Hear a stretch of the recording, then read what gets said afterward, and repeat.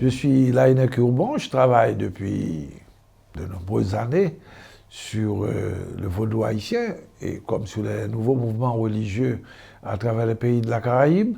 J'essaie de comprendre en particulier le vaudou, comment le vaudou a pu être constitué, parce que je pense que c'est un problème considérable que déporter depuis l'Afrique vers les pays de la Caraïbe ou de l'Amérique latine, qu'un certain nombre de peuples réduits en esclavage, alors qu'ils arrivaient sans rien du tout entre les mains, sans aucun matériel, qu'ils aient pu reconstruire tout un système religieux, en particulier dans le cadre du vaudou. Je me rends compte qu'il n'y avait pas entre les mains aucune tradition sur place à laquelle se référer. Toute la tradition, tout l'arrière-monde en quelque sorte que représente le monde africain, mon héritage religieux, je me rends compte que cet arrière-monde, on va y recourir, mais il n'est pas disponible immédiatement pour l'esclave. L'esclave va construire des tambours qui représentent des moyens d'appeler la divinité. Il va entrer dans un certain nombre de visions du monde qui est tout à fait différent parce qu'il ne savait pas ce qu'il attendait dans les îles de la Caraïbe, en particulier pour ce qui concerne le vaudou sur lequel je travaille depuis très longtemps. Je me rends compte qu'il y a eu un véritable travail de reconstruction, de construction même d'une véritable tradition, puisque la tradition à laquelle se référait d'un seul coup tombait. Et d'ailleurs, c'est l'un des problèmes que beaucoup d'auteurs qui travaillent sur les Antilles, beaucoup de romanciers, de poètes, d'essayistes, je prends en particulier Édouard Glissant, qui pense qu'il y a eu justement une rupture, une discontinuité dans l'histoire, dans la vision de l'histoire de ces peuples, parce que précisément, d'un seul coup, déportés, ils ne disposaient plus de rien du tout, il leur fallait repenser ce qu'ils avaient abandonné là-bas de force. Et donc là, je vois en présence d'un système de reconstruction d'une véritable tradition, puisque la tradition vaudou, telle qu'elle existait, en particulier chez les Fon et les Yoruba,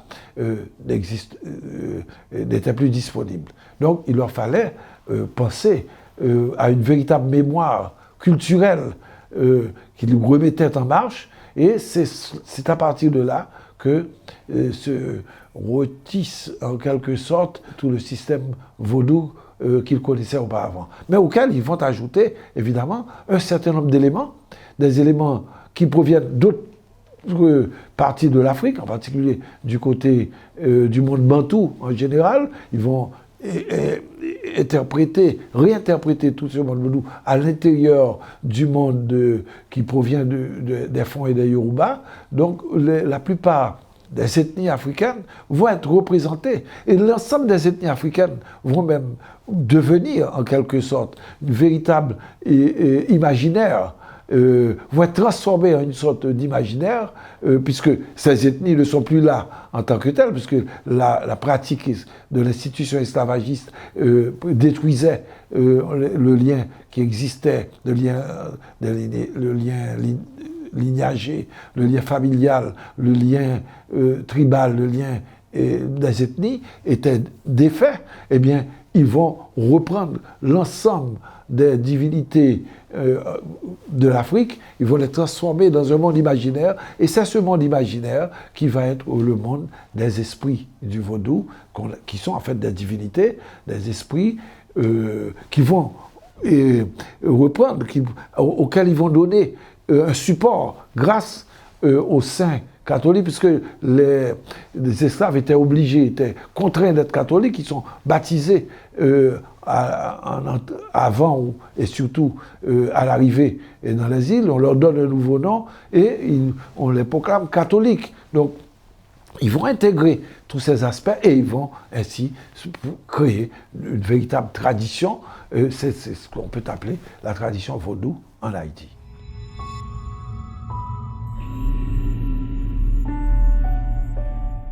Dans le processus de reconstruction de la tradition vaudou, nous nous rendons compte que, en fait, l'Afrique perdue est tout le temps recherché comme terrain, comme lieu d'où l'on est parti, puisque l'individu qui débarque, en particulier à Saint-Domingue, à Haïti, eh bien, dans le système esclavagiste, il croit, quand il meurt, qu'il va retourner en Afrique. Il va faire la même traversée, mais sous les eaux, et il va retourner, il va rejoindre sa famille.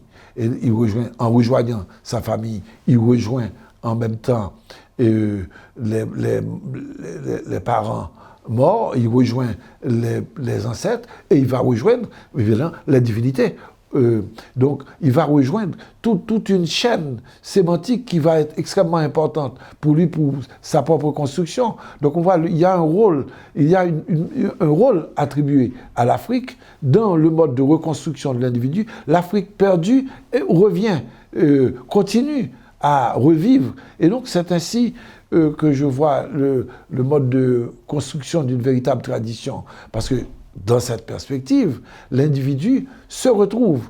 La tradition n'est pas faite uniquement pour que l'individu s'y attache comme si ça représentait quelque chose d'absolument extérieur à lui. Bien au contraire, la tradition lui offre déjà un certain nombre de symboles, un imaginaire et un monde symbolique qui va être extrêmement important pour lui dans son rapport au monde, pour lui donner une certaine place au monde, pour lui permettre de se retrouver comme être humain et comme un être social en même temps. Parce que le rapport à la tradition n'est pas uniquement quelque chose qui est un phénomène individuel, mais même si c'est un individu qui se souvient, c'est un individu qui entre dans ce rapport à la tradition, c'est tout de suite un phénomène d'ordre collectif. C'est tout de suite un phénomène qui remet l'individu dans un monde collectif, dans un monde social, en quelque sorte. Et si nous allons voir que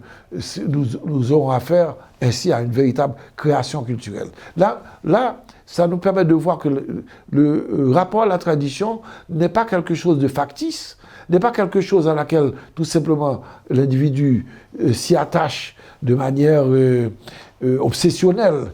Non, au contraire, la tradition elle-même, justement, va être vue dans cette perspective comme quelque chose qui permet d'entrer dans l'histoire, qui permet de penser l'avenir. La tradition n'est pas là pour penser uniquement le passé, l'attachement au sein passé, mais au contraire, grâce à cette manière de reconstituer la tradition vaudou, et donc on a affaire à une véritable création culturelle, à quelque chose de nouveau, à une nouveauté qui permet de penser l'avenir. La tradition met en rapport, contrairement à tout ce qu'on pourrait croire, à l'avenir, ouvre une avenue possible à la vie de l'individu.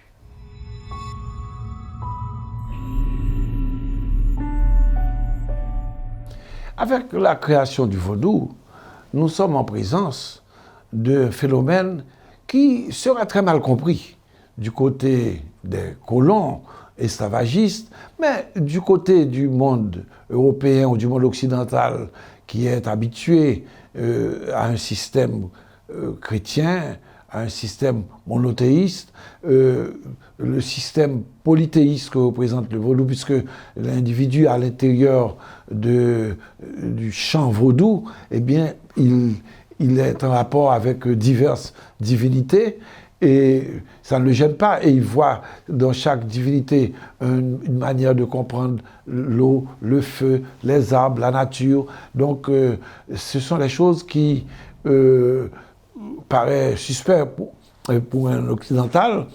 Eh bien, dans le cadre du vaudou, nous ne sommes pas en présence d'un phénomène qui se rapporte à de la superstition, mais quelque chose qui se rapporte à une fondation de la société elle-même, à quelque chose qui donne un support psychologique à la vie d'un individu, à quelque chose qui permet à une société de se produire comme telle, comme société.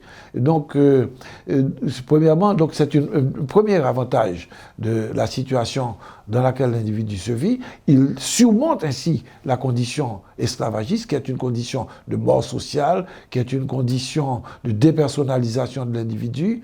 Eh bien, l'individu se retrouve. Et il se retrouve à la fois dans une société, il se retrouve en fait en lien avec d'autres. Il retrouve un lien social. Donc, ça, c'est une première chose. Mais on n'a pas affaire à de la superstition, on a affaire à une véritable religion. Une religion, en fait, c'est pas quelque chose d'absolument factice, même si on est aujourd'hui dans un système qui prétend entrer dans une sorte de sécularisation, dans la plus haute des sécularisations, dans la modernité comme telle. Les religions, au contraire, sont encore présentes, mais avec cette perspective qu'elles ne sont pas pareilles. Et c'est parce qu'elles ne sont pas pareilles qu'on est porté à prendre telle ou telle religion, soit pour de la superstition, soit pour quelque chose qui relève de fausseté, qui relève de quelque chose de primitif. Non, on est en présence de systèmes qui relèvent de la religion. D'abord parce qu'il y a la croyance en un certain nombre de divinités, donc en un monde invisible avec lequel l'individu entre en contact. Et ce monde invisible, évidemment, qui est une reprise, qui est une réinterprétation de la divinité africaine dans le champ du monde de Saint-Domingue, du monde de la colonie, eh bien, dans ce champ-là, l'individu a des pratiques rituelles également par rapport aux divinités. Il y a des demandes que la divinité peut faire pour être reconnue par l'individu, par la maladie, par l'héritage, parce que c'est toujours un héritage familial que l'individu reçoit dans son rapport aux différentes divinités, et ces divinités lui permettent de se sentir en lien avec une famille, et donc ça lui donne une certaine force dans la vie, ce rapport à cette divinité qui viennent renforcer, qui représentent des forces supplémentaires dans sa vie quotidienne, et puis évidemment qui lui permettent de comprendre aussi son destin dans le monde. Donc il y a des pratiques rituelles, des pratiques sacrificielles. Les esprits ou les divinités demandent des sacrifices. Donc, ils demandent des sacrifices, on leur offre des animaux, on leur offre à manger. Par exemple, la cérémonie du vaudou, toute vraie cérémonie du vaudou est toujours une cérémonie qui consiste à manger. On les appelle manger-loi, manger des divinités, si on peut parler ainsi. Donc, on leur offre à manger et ça donne beaucoup plus de force à l'individu. Plus on donne de la force aux divinités, plus l'individu lui-même en reçoit de la part de sa divinité. Donc, on est à temps plein dans un système qui est un langage, à proprement parler, religieux, et il est différent des autres systèmes. C'est pour cette raison que là où on voit une différence, on a toujours peur de l'altérité, c'est tout simplement quelque chose de différent. Et d'autres, on voit une altérité et qu'on peut juger comme quelque chose de négatif pour soi, alors que de plus en plus, on est acculé à reconnaître que chacun vit dans des traditions différentes.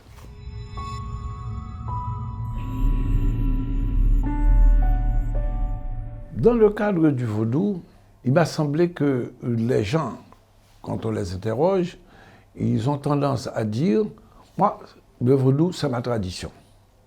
C'est ma tradition, c'est-à-dire c'est ce qui me distingue, c'est la culture qui me distingue des autres sociétés. » Donc, il y a un effet de distinction que produit la distinction pour un certain nombre de vaudouisants.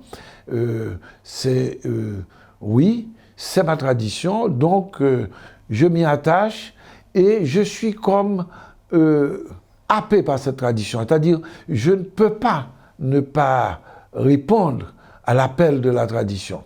Sinon, je me sentirais perdu dans le monde, je ne saurais pas quelle est mon identité réelle. Bon, quoique je pense qu'un individu puisse avoir plusieurs identités, mais en tout cas, il y a une identité de base que l'individu se donne à travers le vaudou. Et donc, quand on lui dit, mais pourquoi vous n'abandonnez pas cette pratique, comme l'Église catholique a essayé par des pratiques de persécution entre 1860 et 1950, l'Église a eu des pratiques de nature persécutive contre le vaudou, eh bien, les Haïtiens, massivement, en grande quantité, on peut dire, parce que tout le monde n'est pas vaudouisant en Haïti, mais quand même la grande majorité l'avait été jusque dans les années 50, et avant qu'il y ait le boom du protestantisme, pentecôtiste en particulier. Donc on peut dire que les gens s'attachaient quand même à cette tradition, malgré les propagandes qui ont été diffusées contre le vaudou, malgré les préjugés diffusés en Europe et par l'État, par l'Église catholique, les gens s'y attachent parce que ça correspond à leur tradition. En fait, quand ils disent tradition, ça ne veut pas dire qu'ils l'avaient toujours, ça a toujours été en Haïti, à vrai dire. C'est une tradition qui a été construite, reconstruite depuis l'Afrique et dans le fond, en Haïti, l'Église disait en ce temps-là que, justement, c'est toujours le vieux fantasme de l'héritage africain auquel l'individu s'accroche, et cet héritage ne lui rapporte rien. Donc il y a tout un lien culturel qui est dit à travers la question religieuse, qui fait que les gens disent « je m'attache à cette tradition, en m'attachant à ma culture, à cette culture qui a été construite comme étant la mémoire de l'Afrique et la mémoire des luttes que j'ai menées pendant longtemps contre l'esclavage. » Donc, il y a un sens à dire que l'individu s'attache au vaudou comme à une tradition, comme à sa nouvelle tradition, en quelque sorte. Mais ce qui suppose que, précisément, cette tradition n'est pas quelque chose d'absolument figé, puisqu'elle a été construite et elle se développe, et c'est précisément pourquoi cette tradition est toujours maintenue et vivante, parce qu'elle est capable d'assumer et d'intégrer différents éléments. C'est ce à quoi on a vu, on a assisté dans la construction du vaudou. Plusieurs éléments venant du catholicisme ont été réintégrés, en sorte que l'individu n'a pas peur à la fois d'assumer ce qui lui a été imposé comme religion catholique, et donc il a pu interpréter, même de manière positive, certains éléments du catholicisme, certaines croyances, certaines pratiques. Il n'avait pas de problème non plus à réinterpréter ces pratiques-là à l'intérieur du cadre vaudou, et donc à être en position d'assumer une certaine évolution possible, continuelle de la tradition.